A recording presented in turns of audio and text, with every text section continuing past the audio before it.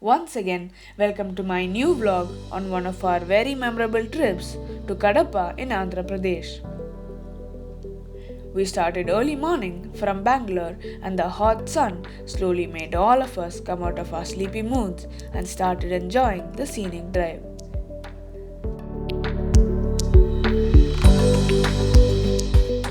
It was a nice drive with varying terrains composed of scattered hills with thorny vegetation, vast plateaus, and a row of rocky mountains far away, triggering a lot of interesting discussions among us. In this trip, we explored a couple of natural and man-made wonders.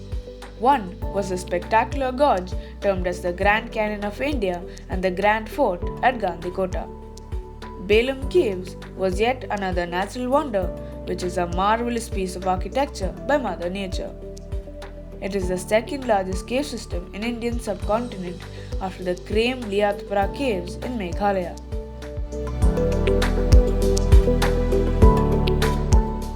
On the way, we saw a very picturesque location covered by beautiful foliated red rocky mountains. There was a small road with an arch on the right side. It looked something special and hence we decided to explore more.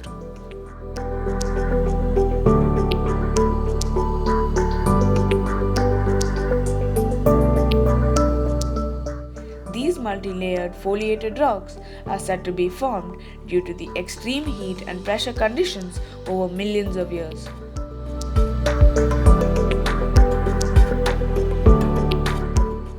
We could find a small temple on the hilltop with steps to reach. It is Namal Gundu temple devoted to Lord Shiva. The whole area was very peaceful and was truly a nice scenic spot with a divine ambience. We enjoyed the wonderful artwork of nature for a speck of time and resumed our journey. Stopped for breakfast at a small roadside restaurant and tried out some local flavors.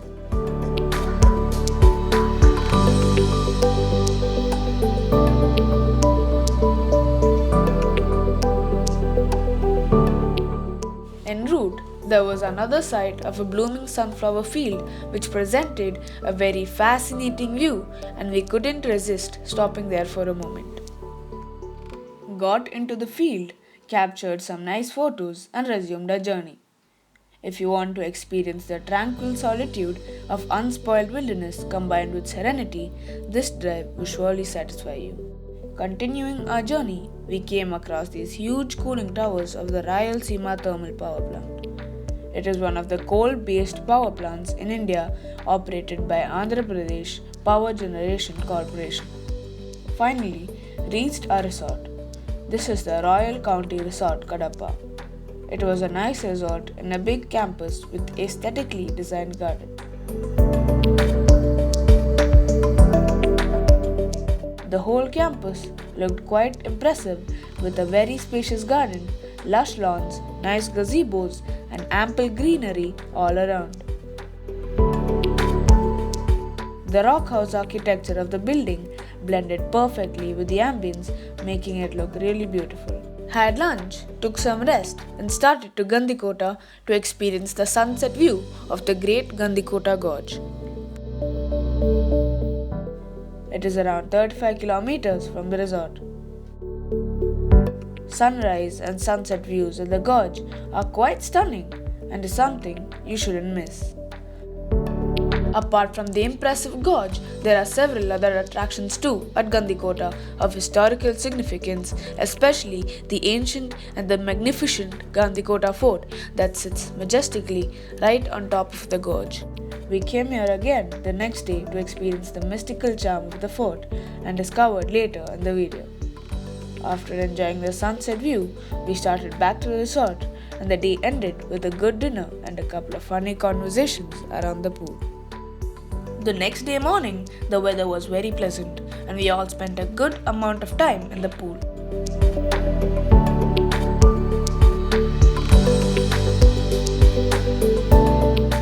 The breakfast was arranged just beside the pool and the breakfast counter slowly started getting busy with more and more visitors coming in. We stopped our pool session to have our breakfast quickly and start our journey. had a good breakfast, checked out, and started to our first destination of the day, which was the Belum caves. En route, we crossed many small villages and vast agricultural lands on both sides of the road that presented a rare sight for me, and finally arrived at the Belum caves. The big Buddha statue at the entrance caught our attention first and was really a puzzle that aroused our curiosity to investigate and find the connection between the Buddha and this Belum caves. Out of sheer excitement to experience this amazing cave, we all rushed towards it. Exploring the Belum caves may be slightly hard due to its subterranean location.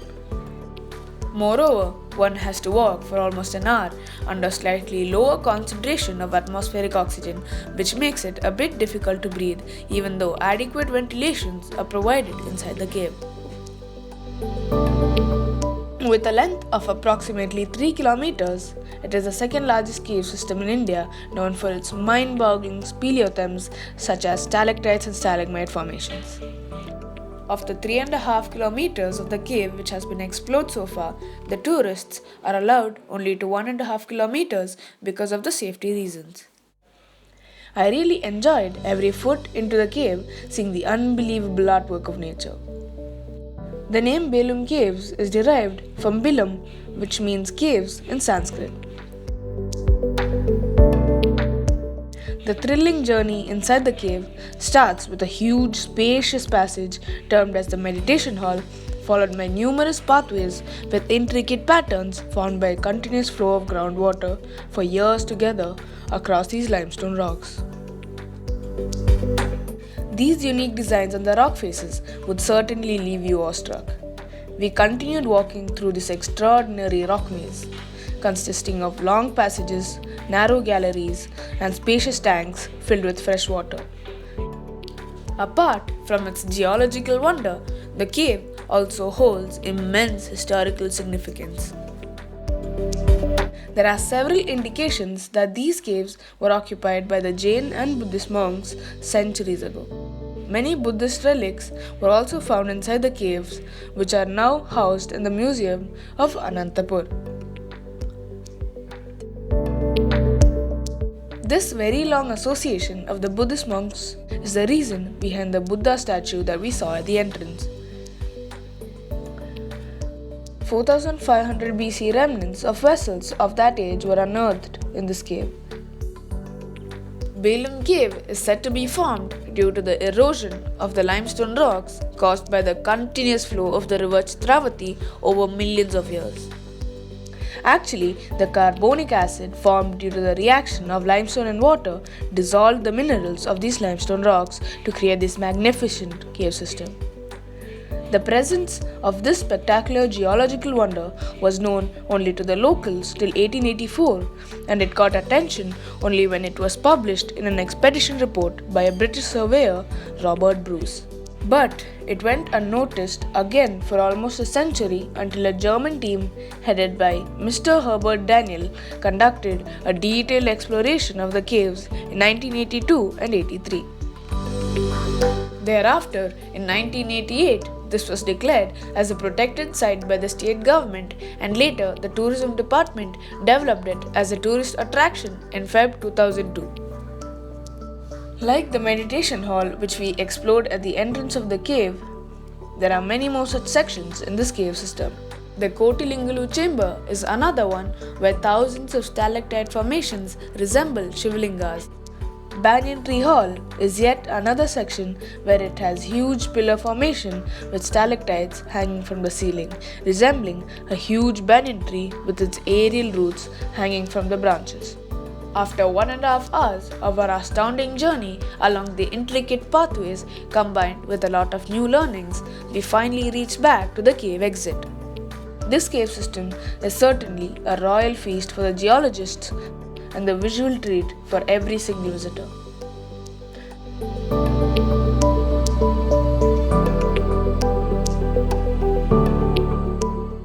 After enjoying this remarkable artwork of nature, we started to Gandikota to explore what was left the previous day. As I already hinted you earlier in this video, there are plenty of attractions of historical significance at Gandikota, which we would be covering now. The drive took almost 2 hours for us to reach Gandikota from Belum caves. Now you may start seeing the majestic fort at a distance. In the early 12th century, Kakaraja of Chalukya dynasty identified the strategic location and constructed a sand fort here at Gandikota. Later, in the early 14th century, it was attacked by the Muhammadans and they occupied this fort. Then, in 1336, the Vijayanagar Empire, headed by Harihara and Bukkarayelu, defeated the Muhammadans and the fort came under the Pemmasani Nayakas, who were an ally of the Vijayanagar Empire.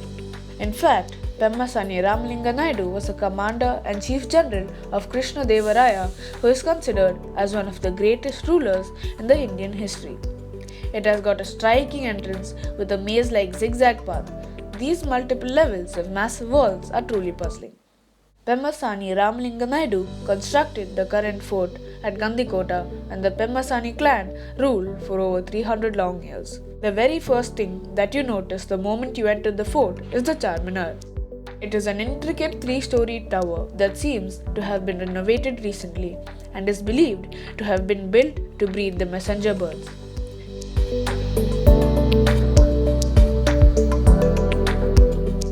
Next to the Charminar is the prison building. We parked the car and went straight to the prison. It is a colossal stone structure where the prisoners were held captive. It has a big lobby and several dark rooms on either side of it. This building might have witnessed many brutal tortures and ill treatment of prisoners in these dark enclosures, which are now occupied by bats. Towards the end of 17th century, Mir Jumla attacked the Pemmasani rulers and conquered this nearly inaccessible headquarters of Pemmasani Nayakas. Mir Jumla was an Iranian born to a poor oil merchant who later came to India for a job and then built close relationship with the king of Golconda and finally rose to the highest position as the prime minister of the Golconda Sultanate. Thereafter, many Muslim kings of the Qutb Shahi clan or the Golconda Sultanate ruled Gandikota till Hyder Ali conquered it in 1777, followed by Tipu Sultan in 1782 and Nizam of Hyderabad in 1790, before the British gained control of this magnificent fort. It is said that the British melted the cannonballs and exported it to England. Inside the fort, you may see abandoned water tanks, ruins of many ancient structures like temples, granaries, mosques, and other buildings that spread across a vast area, narrating tales of a long history that dates back to hundreds of years. Like any other great forts, this fort also seems to have been built as a well-planned capital with all the required amenities like the cantonment, water reservoirs, temples, etc. for the people of all trades and profession. These are some of the freshwater tanks. You may also see the thick fort walls running around the border shared with the Penna river. On the opposite side, you can see the great Madhavaraya temple dedicated to Lord Vishnu and one of the must-see places inside the fort complex of Gandikota. According to the historians, the temple is said to have been built in the 16th century during the reign of Sri Krishna Devaraya of Vijayanagar Empire and is the grandest of all structures in the entire region of Gandikota. The dominating 5-story temple tower can be seen from anywhere in Gandikota. Moreover, many 16th century inscriptions from the Vijayanagar period have been discovered at Gandikota, confirming the association with the Vijayanagar Empire. The main temple stands in the middle of a rectangular courtyard surrounded by prakara with symmetrical pillars and impressive carvings. The projections of the lower portions of the platform contain figures of various deities including Venugopala, Surya, Vishnu, Lakshmi, Ganapati and Yoga Narasimha. The shrine at the center contains 4 separate parts, namely the Mahamandapa, Mukhamandapa, Antara and the Garbhagriha, which is the location of the main deity. Currently, the sanctum sanctorum of the temple is empty as the main deity of the temple had been transported to Maidakuru during the Nizam's invasion of the fort. But even today, the mandapa looks very impressive with its delicate carvings and intricate ornamentations.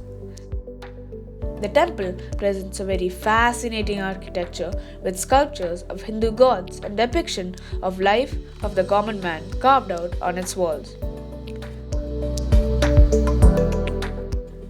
This is the Juma Masjid, which is an ancient mosque that was built in 18th century by Mir Jumla. Walking a little ahead towards the edge of the fort, climbing up and down over these rocks will amaze you with the breathtaking view of the hidden Grand Canyon of India.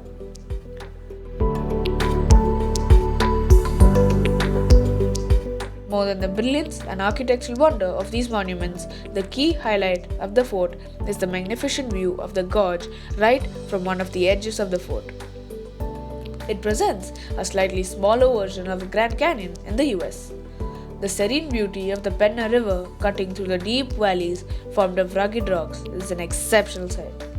I really wonder, thinking about how carefully they have chosen this strategic location to build this massive fort surrounded by deep valleys and unnavigable hills, making it a very secure fort.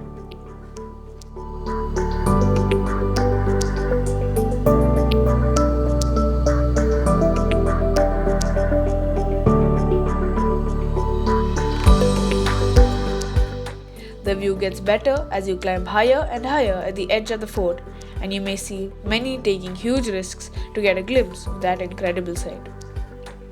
Gandikota, built on the summit of this mountain, is one of the few fortified towns in India. These impressive ancient structures enclosed in this grand walls of the fort clearly projects how formidable this place must have been in its heydays. With this, we ended our amazing trip exploring the astonishing geological wonder at Belum Caves and the great Grand Canyon of India, together with a brief tour into the history of Gandikota, and finally drove back to Bangalore. Thank you for traveling with me. Also, watch my other travel vlogs. The links are given in the description below. Please don't forget to like, share and subscribe, and click the notification bell to get more videos.